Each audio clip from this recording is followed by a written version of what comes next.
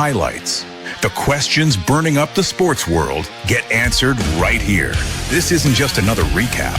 It's the Sports Answer.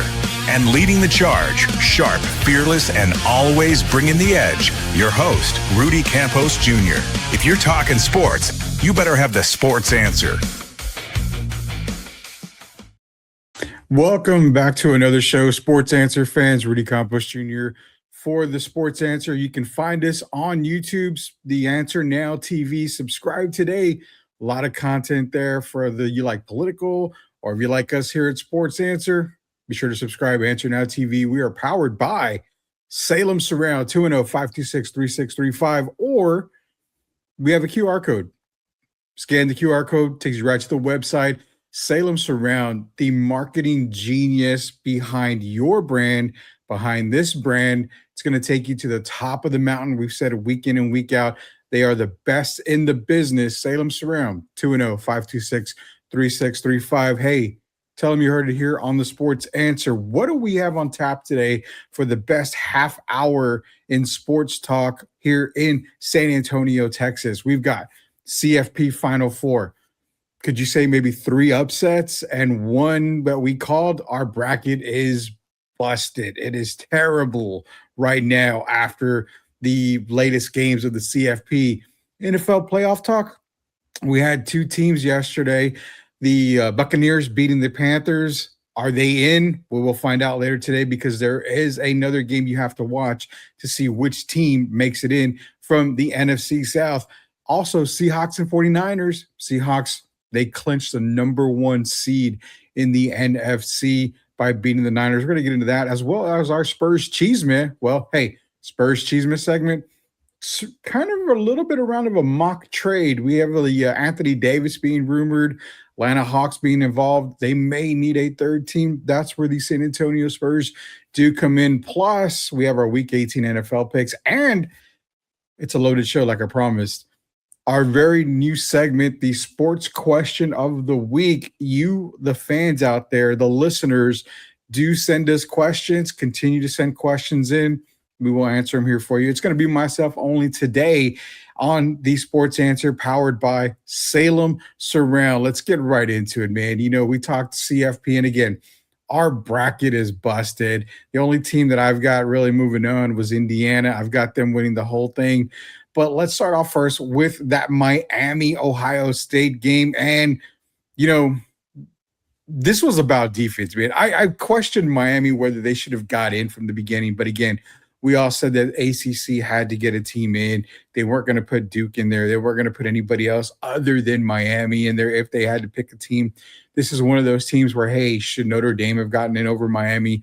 We'll never know. I mean, we've got people talking about Notre Dame should have been in over Alabama, which I could have agreed with that more than anything. I figured, you know, Notre Dame could have gotten in over Alabama, but nonetheless, the Miami Hurricanes in and leading 14-0 at halftime over what I regarded as the second best team in college football, the Ohio State Buckeyes.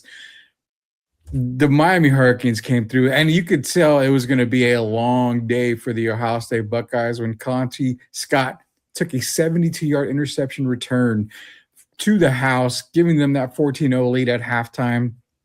And Miami was just in control of this game. They ended up beating the Ohio State Buckeyes 24-14, looking like a team that could contend for the national title. I mean, could the Canes be back? Could we go back to those glory days where one of the greatest teams of all time back in the Ed Reed days, you know, the Willis McGahee days of Miami Hurricane football? Are they back? Soon to see, because they will be taking on the Ole Miss Rebels. Now, Trinidad Chambliss has been playing phenomenal football for Ole Miss, who kind of mentioned last week when we on the show here for the Sports Answer, Jacob and I were talking, and I said, this could be that game where you're looking at it like, I think this could be an upset here, and it wouldn't surprise me if it ended up being an upset. Why? They are playing with a chip on their shoulder, the Ole Miss Rebels. I mean, this was the game of the weekend for me. I think we called it last week. I said, if there was ever a game of the week, this is going to be it. It's going to be a close game, and sure enough, it was. 39-34. They beat Georgia Bulldogs. And again, Georgia was one of those teams where we kind of talked about over the season. We didn't know quite exactly how good they were. There was a lot of questions coming in. There was a lot of questions defensively coming in. There was a lot of questions about the offense. I think this is the first year that under Kirby Smart that we thought, well, Georgia has a loaded roster. They've got a loaded team, but how good can they be? What is their potential? And you did see it. I mean, they are good. They just are still a few players away from being dominant like they have been in past years. But I'd like to mention Trinidad Chambliss. I mean, 362 yards passing, 2 touchdowns through the air. He also had 14 yards rushing. But Kawan Lacey did have a fumble in the game. He did end up rushing for 98 yards and 2 touchdowns. It was just a really good performance by Ole Miss over Georgia. They move on. The Lane Kiffin situation, that is really, really powering Ole Miss right now. Feeling betrayed by Lane Kiffin, who did go to LSU. And let me throw this little tidbit in here. He got paid for Ole Miss winning this game. LSU's paying him that bonus that Ole Miss was going to give him for making it, this far into the CFP. So he's getting free money on the couch, but they are playing with a chip on their shoulder. Two of the teams here, Miami and Ole Miss, going into the CFP, the Final Four. If I'm looking at this game and I'm trying to pick a winner between these teams, it's for me a toss-up. I love Miami's defense. It's going to be a battle between a Rebels offense that can move the ball, that can be dominant, against a Miami defense that is just playing at an elite level right now. What is it? The movable object, the force, everything. I'm sorry, I can't remember offhand what it was, but you get what I'm saying here. I mean, you have Ruben Bain when it comes to Miami and that great defense. You've got Trinidad Chambliss. You've got Lacey. Even Harrison Wallace was 9 catches, 156 yards against Georgia. Can Ole Miss kick it up a notch to dominate the Canes defense? Taking the pick right now, I'm going to go in Miami. I think Miami's defense is superb. They're playing phenomenal. I think the Ole Miss run stops here. I'm going to take Miami in this game. Moving on, we've got Oregon, Indiana, a rematch basically of a Big Ten matchup we saw earlier in the year that was won by Indiana. Dante Moore, Fernando Mendoza, the top 2 quarterbacks going into this year's NFL draft. Mendoza has the edge, obviously, when it comes to draft capital. They're picking him as number 1. But you also have Mendoza as the Heisman winner. Does Oregon get revenge for an early Big Ten loss to Indiana? Now, we've said it already a couple of years, and we're saying it all year as well. We have Indiana as the best team. And this is prior to the Ohio State game. We said, they are the best team in the country on both sides of the ball. A lot of questions with Indiana were behind Fernando Mendoza. They were questioning a lot when it came to Fernando Mendoza. When he played against the top tier teams, the Penn State, Oregon, Ohio State, he didn't have a great stat line. Against Alabama, who again, Alabama, we're not saying they were the better team. They were one of the better teams this year. They should not have been in the CFP. I did not have them in the CFP. But nonetheless, Mendoza had 192 yards through the air, 3 touchdowns. He ran for 16 yards. Not an impressive performance. So that black cloud still lingers over Mendoza when he plays a top-tier team, especially one with a really good defense. He's not a Heisman guy. He's putting up, mediocre, below standard numbers, but that's not a shot at Mendoza. He's a leader. He's the leader for the Indiana Hoosiers. When you have Roman Hemby, you have Kalen Black, They're both rushing for a combined 187 yards, 188 yards on the ground. They both had 2 touchdowns. The running game's going. You don't need a whole lot from Mendoza. Omar Cooper, Charlie Becker, Elijah Surratt, they're all going to contribute. Is it going to be enough for Oregon against Oregon? That's the question. Dante Moore. He's got something to prove. Didn't have any passing touchdowns against Texas Tech. And surprisingly, I had Texas Tech beating Oregon. Texas Tech's defense, they've been really good throughout the entire season. Really good. That offense sputtered.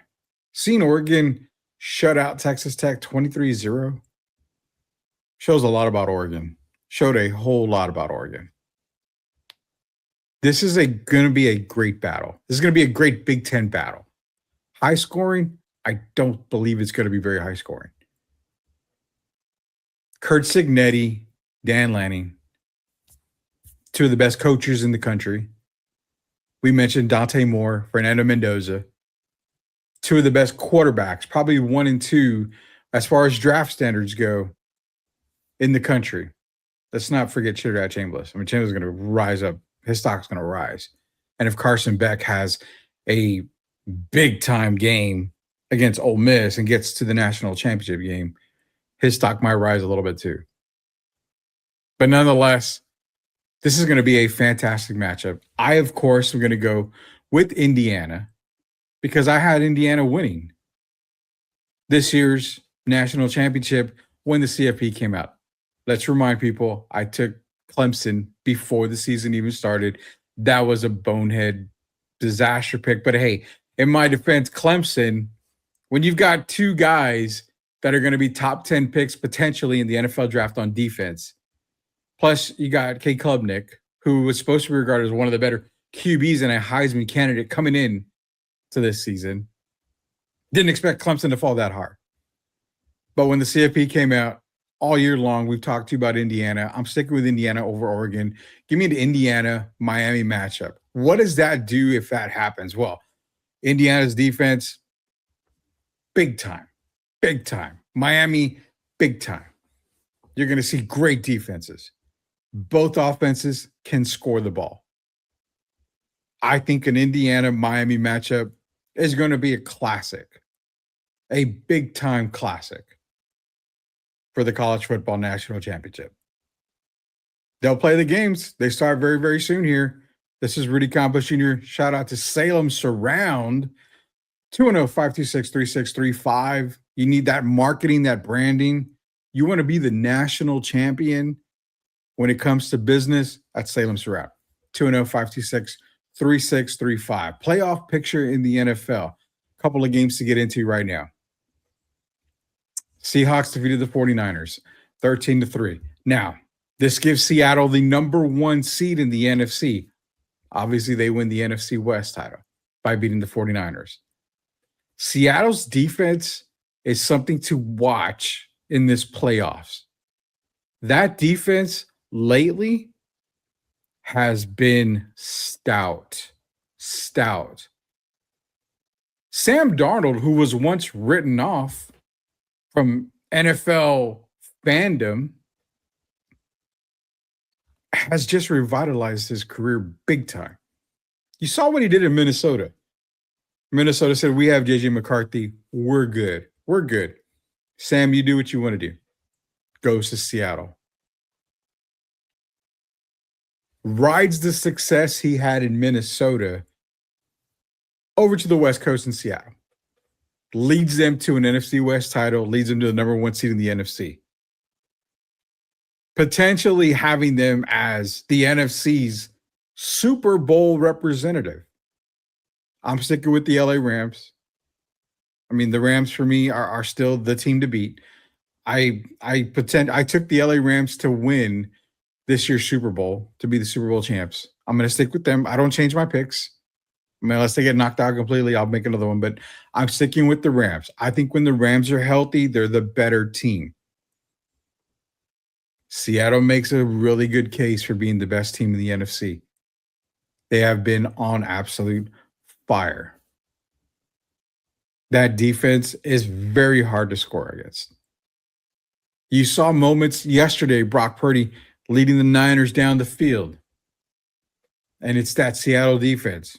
Makes a little play, turns into a fumble, turns into an interception. You saw McCaffrey. Purdy with the pass to McCaffrey. It was tipped at the line just enough to where Seattle was able to get an interception off of it. McCaffrey fumbled it a little bit. Seattle got the interception. That was in the red zone. Seattle, you fans out there, this might be another great year for you. It's not a Legion of Boom type of defense, but it's getting there. It's getting there. Seahawks defeat the 49ers 13-3. There was another NFL game yesterday, and that was the Buccaneers and Panthers. 16-14, Tampa Bay wins. That ties them at 8-9 with the Panthers.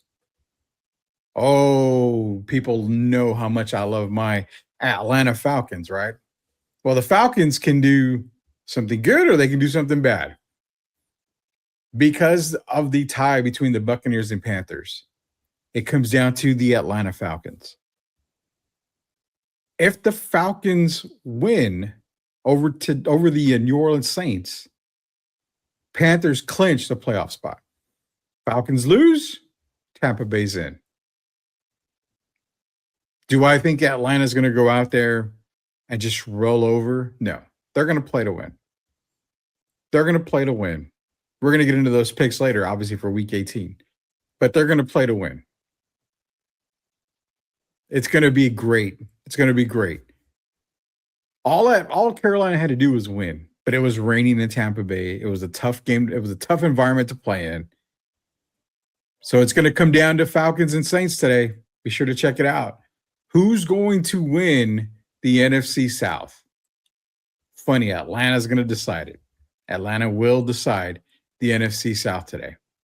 Rudy Campos Jr. here for the Sports Answer. Salem Surround, 210-526-3635. Click that QR code that you see up there. Scan it, click it. You go to the website. You need the website. It's www.salemsurround.com/San Antonio.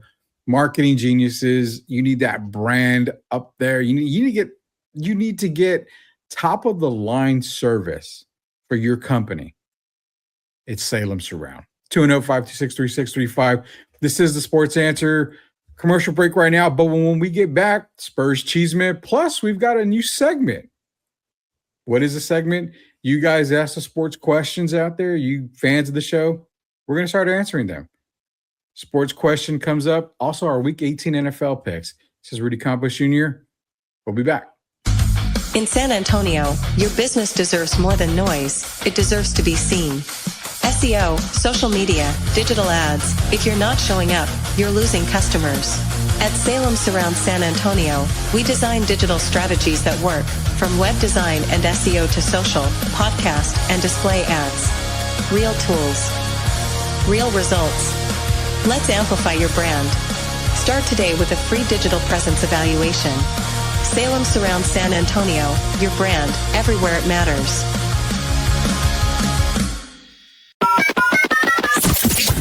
So, like, I hear about the Spurs this y Spurs that, y como que esto y esta, pero I never hear about the real Spurs Cheeseman. Nina, por favor. All right, the Spurs Cheeseman of the week. Now, the Spurs have kind of been sputtering a little bit. They've got some few losses. They ended up losing last night to Portland. They recently lost to Utah, and it's a grind, man. It's a grind. You know, they're still a top 3 team in the West, especially with Nikola Jokic being out for, I think it was 4 to 6 weeks with a hyperextended knee. That the Denver's going to be in a little bit of trouble. The Spurs are without Victor Wembanyama, who has missed quite a few games already and might fall short again of the 65-game minimum to get a Defensive Player of the Year or any type of NBA award. He has fell short the past couple of years, and he could fall short again, which, again, for fans, it's like, okay, well, you know, it's crazy. It sucks because he needs to get to there to get Defensive Player of the Year, to make, MVP candidate, whatever. But keep in mind, there's something else to understand about that is Victor's contract, also his extension, because of a Supermax deal, you've got to be able to hit certain tiers to get an exclusive big time Supermax deal. If he's not able to get all NBA, if he's not able to get Defensive Player of the Year, certain things like that, the money does come down. So that's something that we'll talk about, later on. But right now, Spurs Cheeseman. The trade talks have been talking about Anthony Davis to the Atlanta Hawks. That's one of the stops, if not the biggest stop, where we're thinking Anthony Davis may go. Now, the Hawks can do it easily. But would they need the Spurs to jump in there and give the Hawks back that pick swap?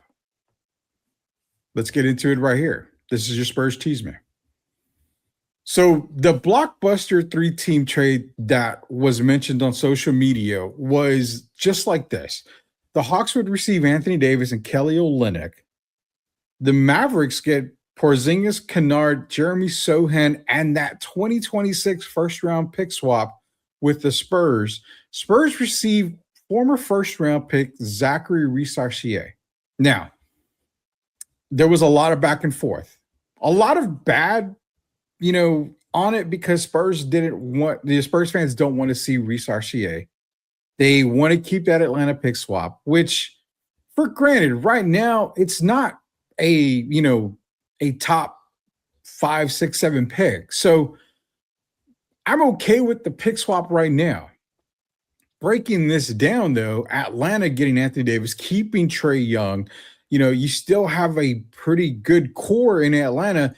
This already would make them a contender in the East. Pairing Anthony Davis when he gets back, obviously when he's healthy, with Trae Young and the team they have right now would catapult Atlanta. So that means that, hey, that first-round pick swap with the Spurs would fall down into that first round. No problem. Let it go. You don't really need it right now. What does it do? The only question I've got is Kelly Olynyk. Seeing how vulnerable Victor is already this season, keeping Olynyk would be a massive, massive thing to consider.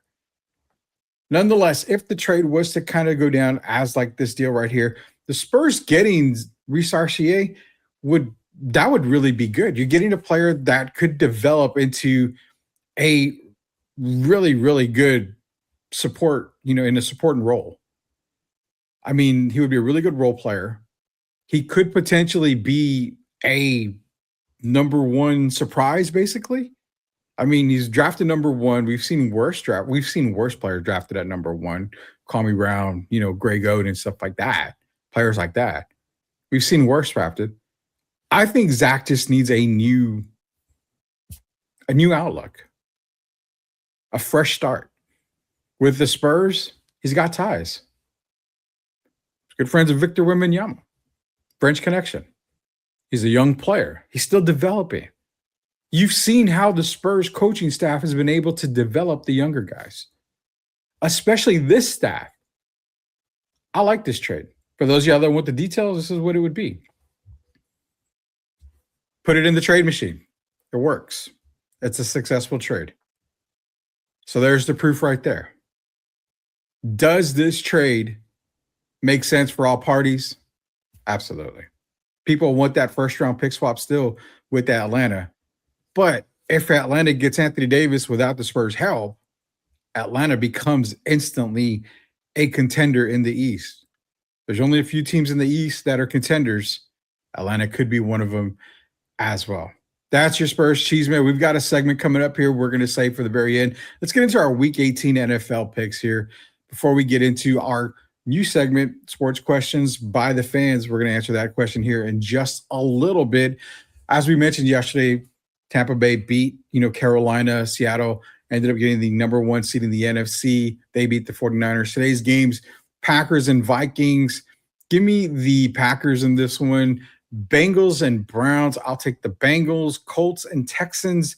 Give me you know what? Give me the Texans, Cowboys, and Giants. I'll take the Cowboys. Saints and Falcons. Give me the Falcons to win, which would put Carolina in the playoffs. Titans and Jaguars. Jaguars will be the one I take here. Chargers, Broncos. Give me the Broncos on this one. Chiefs and Raiders. I will take the Raiders today. Washington, Philadelphia. Give me the Eagles. Jets, Bills. I'll take the Bills. Dolphins and Patriots. Give me the Patriots. Cardinals, Rams. I'll take the Rams. The Lions and Bears. Oh my. Give me the Bears in this one. Baltimore, Pittsburgh in the final game of the regular season to determine who's going to be coming out of the AFC North. Winner makes it to the playoffs. Lamar Jackson is back for this game. Is he going to come up big? The only missing piece for the Pittsburgh Steelers right now is DK Metcalf. Obviously, we all know why. Had that incident with the fan. I'm going to take the Steelers over the Ravens to end the season. Give me the Pittsburgh Steelers over the Baltimore Ravens to end the season. And like we mentioned before, we got a brand new segment here on the Sports Question. You out there, these fans of the Sports Answer, you subscribe to Answer Now TV, you leave comments. We can't thank you more than enough on that.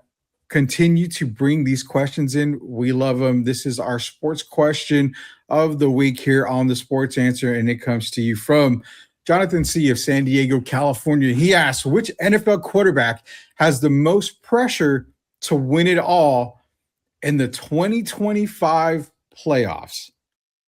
That is a great question, a fantastic question, Jonathan. Appreciate you asking us here. And that's a big one because if you go to NFC, you've got Sam Darnold, Jalen Hurts, would answer a whole lot of questions because, a lot of people think he still needs another Super Bowl. Stafford, he's been putting up, MVP numbers pretty much all season. You got Brock Purdy you've had people calling him a game manager. Can he get it done? Can, Shanahan get it done? Jordan Love, obviously. I'm not going to put Caleb Williams in there, and I'm not going to put either Baker or Bryce Young in there right now. If you go to the AFC side, obviously Josh Allen is the guy to get the monkey off of his back. There's no Patrick Mahomes this year. Could Josh get into the playoffs, make some noise, get to the Super Bowl, get Buffalo that Super Bowl win? There's a lot of great quarterbacks here, and that question is, man, it's so hard to answer. I'm going to say right now, because if Baltimore doesn't get in, you can't really put Lamar there. It would do wonders if Lamar was able to get in there. For me right now, give me Josh Allen. Josh Allen has the most pressure to win it all because you're talking an MVP already. You're talking a year in, year out MVP candidate. He's had, good teams. He's gotten into the playoffs. He's always been stifled by, Patrick Mahomes. He's always had issues. Give me Josh Allen. I think if Josh is able to get Buffalo to the Super Bowl, I think if he's able to win the Super Bowl with Buffalo, that catapults him to that next tier to where you start talking to him about some of the greats of the game. I think he's got the most pressure to win. You think of guys like Drake May, Bo Nix. They're young guys coming, they're very young guys. They're going to have a lot more opportunities. Trevor Lawrence, I think, has a little bit of pressure, being that, this is the first time that he's actually got, this kind of Jags team around him. Is it a lot of pressure to win Super Bowl? I don't think yet. CJ Stroud, again, not yet. He's still relatively young. Herbert, again, I don't think he's got a whole lot of pressure right now. I think they have low expectations. I'm going to put it right now. Josh Allen and then Matthew Stafford. That's my 1 and 2 right now. I think Stafford needs another Super Bowl win to just start cementing his, position when it comes to all-time quarterbacks. I think it's Allen, Stafford. That's my 1 and 2. I appreciate the question. For those of y'all, submit your sports questions so we can answer it on the next Sports Answer show. Keep them coming. We love them. We're going to put one up every single week. We're going to answer your questions. We love the great ones. We're going to put them all up as much as we can. Again, appreciate everybody for giving us your sports questions. We love answering them here on the Sports. Again, the Sports Answer is brought to you by Salem Surround. It's 210-526-3635. That is Salem Surround. Click that QR code. That way, it takes you right to the website, www.salemsurround.com/San Antonio. That's it for the Sports Answer today. Keep those sports questions coming. Like we said, we're going to answer each and every one of them as quickly as possible. We may even do some during the week. You ask the questions, we may log on here. That way we can answer your burning sports questions. For everybody here at the Sports Answer, it's Rudy Campos Jr. When you have those burning sports questions, we'll provide you with the Sports Answer every single Sunday. See you later, guys. You've been listening to the Sports Answer with Rudy Campos Jr. Today's show was brought to you by Salem Surround San Antonio, helping local businesses grow with digital strategies that work. Visit salemsurround.com/San Antonio to learn more. We'll see you next time on the Sports Answer.